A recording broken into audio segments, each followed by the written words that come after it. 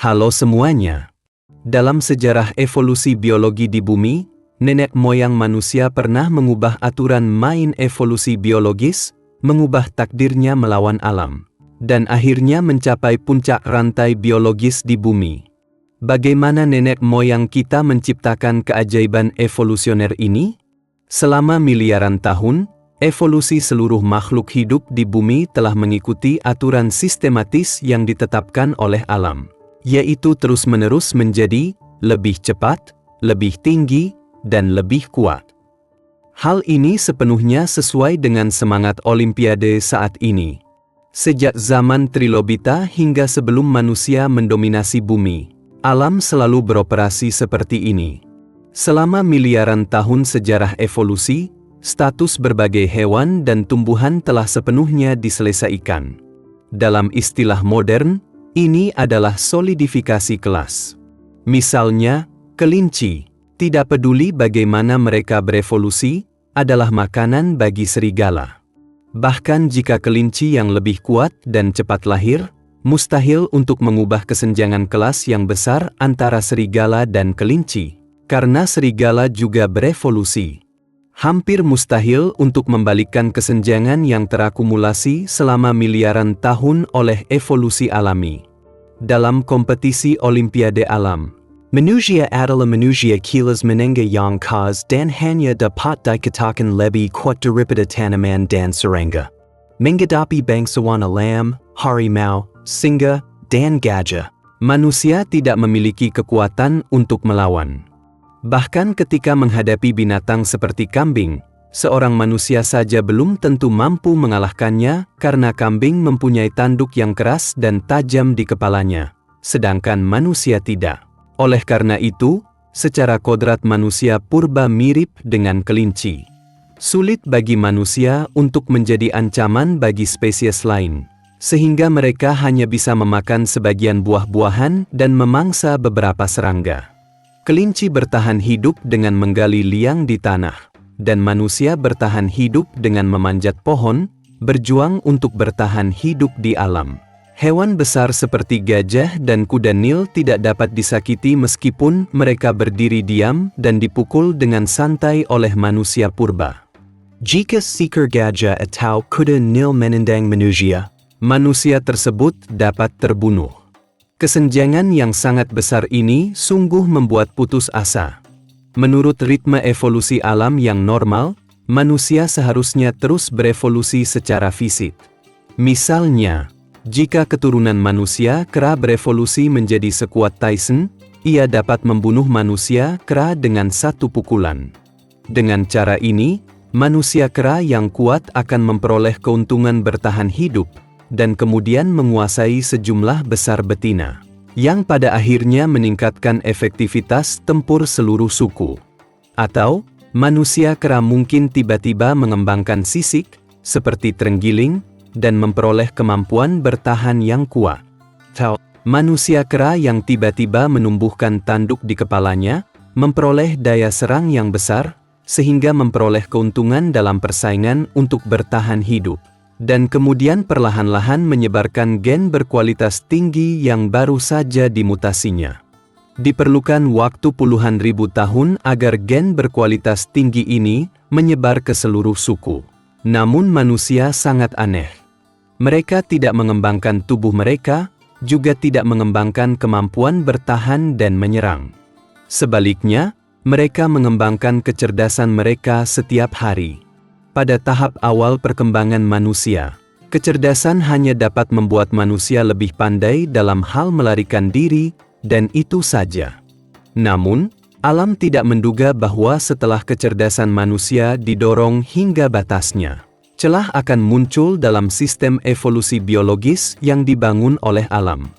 Terus terang, dalam perjalanan evolusi, manusia telah berbuat curang dan tidak lagi mematuhi aturan permainan yang ditetapkan oleh sistem, tetapi memilih untuk merumuskan aturan evolusinya sendiri.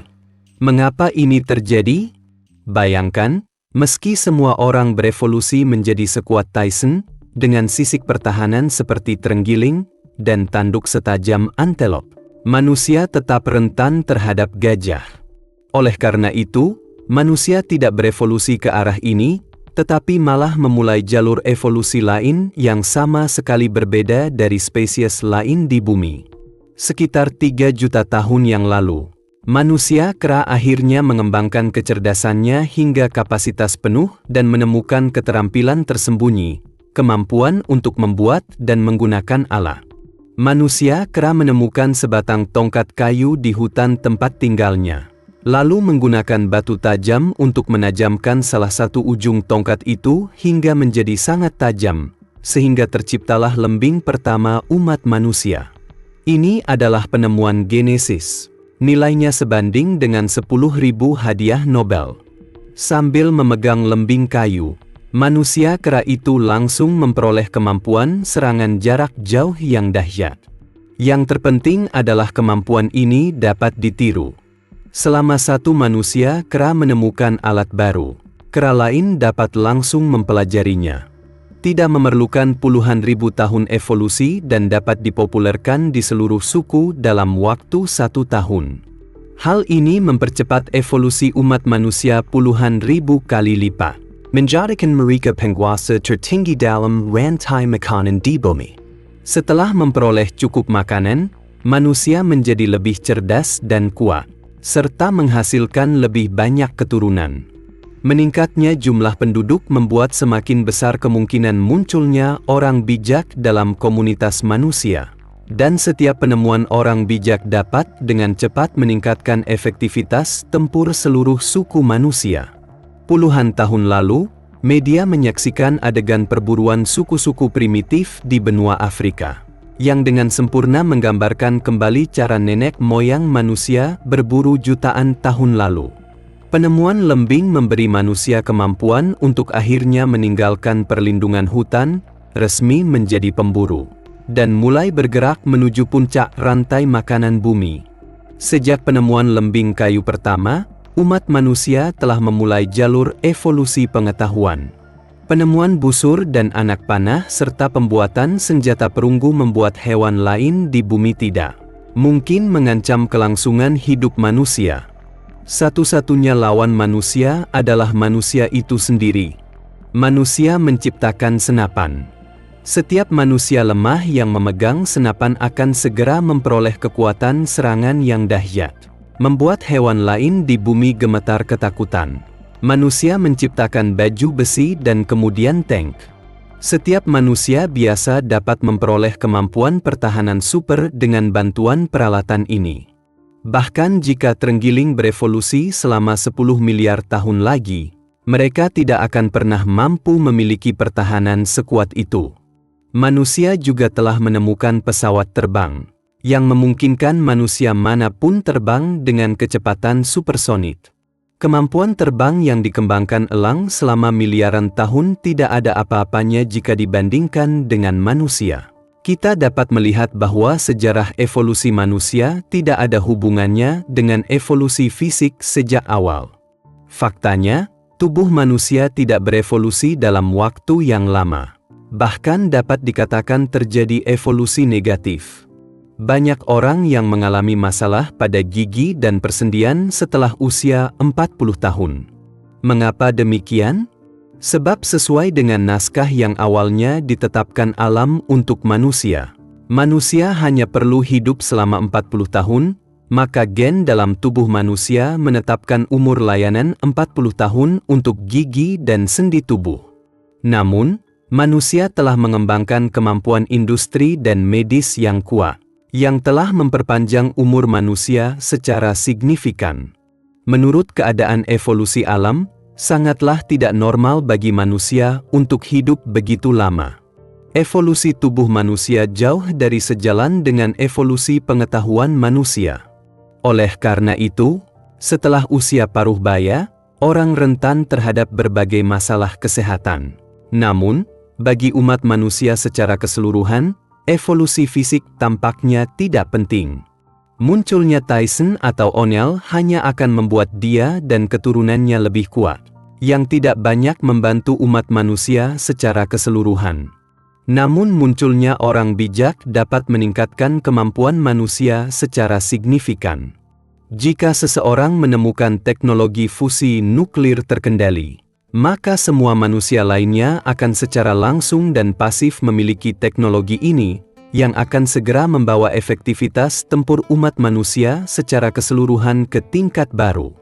Meskipun singa dan gajah kuat dan berani, meskipun mereka berevolusi selama miliaran tahun, mereka tidak akan pernah bisa berevolusi ke tingkat manusia saat ini. Mereka hanya akan mengikuti jalur evolusi normal dan menjadi lebih cepat, lebih tinggi, dan lebih kuat. Dan tubuh yang terdiri dari protein, tidak peduli bagaimana ia berevolusi, rentan terhadap peralatan yang terbuat dari baja. Oleh karena itu, manusia tidak mengikuti jalur evolusi protein, tetapi jalur evolusi pengetahuan, menciptakan keajaiban dalam sejarah evolusi biologis di bumi. Alasan mengapa manusia lebih kuat dari hewan lain di bumi sepenuhnya karena manusia memiliki pengetahuan. Jumlah pengetahuan yang dikuasai akan menyebabkan perbedaan besar dalam kekuatan berbagai kelompok manusia. Dalam suatu kelompok sosial manusia, banyaknya ilmu yang dikuasai juga akan menimbulkan perbedaan yang sangat besar antar individu manusia yang berbeda. Oleh karena itu, perbedaan besar antara negara dan antara orang pada akhirnya berasal dari perbedaan besar dalam penguasaan pengetahuan. Sejarah evolusi umat manusia sepenuhnya bergantung pada serangan balik ilmu pengetahuan untuk bangkit secara tiba-tiba di bumi, mengembangkan peradaban manusia, dan mencapai status kejayaan seperti saat ini. Oleh karena itu, tidak ada salahnya jika kita mengatakan bahwa ilmu adalah kekayaan dan ilmu mengubah nasib. Selamat datang untuk berlangganan di saluran saya. Saya akan terus berbagi lebih banyak pengetahuan di sini. Sampai jumpa di lain waktu.